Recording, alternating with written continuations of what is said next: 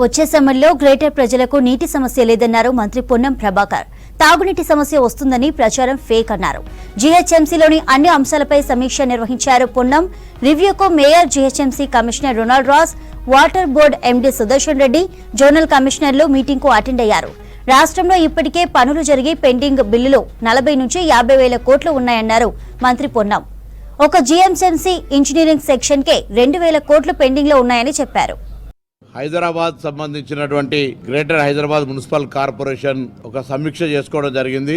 రాబోయే వేసవిలో నీటి ఎద్దడికి సంబంధించినటువంటి అంశం కావచ్చు, రోజువారీ జరిగేటువంటి శానిటేషన్కి సంబంధించి కావచ్చు, శాశ్వతంగా ఏర్పాటు చేయాల్సినటువంటి ఇన్ఫ్రాస్ట్రక్చర్కి సంబంధించిన అంశం కావచ్చు, వాటర్ సోర్స్, ఇతరత్ర అనేక ముఖ్య అంశాల గురించి ఈరోజు సమీక్ష చేయడం జరిగింది.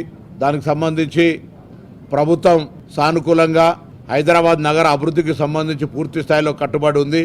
అన్నిటికంటే రాబోయే కాలంలో ప్రతి నగరం హైదరాబాద్కే కాకుండా మిగతా అన్ని నగరాలకు విపత్తుగా భావించేటువంటి సాలిడ్ వేస్ట్ మేనేజ్మెంట్ కావచ్చు, ఎస్టీపీ వాటర్ ట్రీట్మెంట్ ప్లాంట్కి సంబంధించినటువంటి ప్లాంట్స్ కావచ్చు, రేపు మూసి అభివృద్ధి జరిగే సందర్భంగా దానికి కూడా ఎటువంటి ఇబ్బంది లేకుండా ఉండే విధంగా మరి ఏమాత్రం చర్యలు తీసుకోవాలో వాటన్నిటికీ కూడా ఈ సందర్భంగా చర్చ చేసుకోవడం జరిగింది.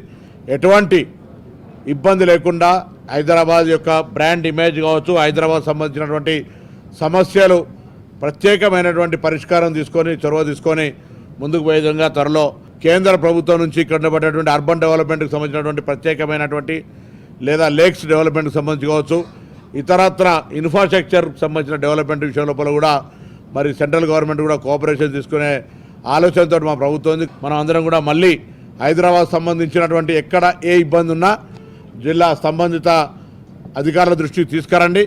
ఎక్కడైనా ఏదైనా మున్సిపల్ పరంగా సమస్య ఉంటే ప్రభుత్వం తరఫున కూడా మా దృష్టికి తెమ్మని చెప్పి సందర్భంగా కోరుతూ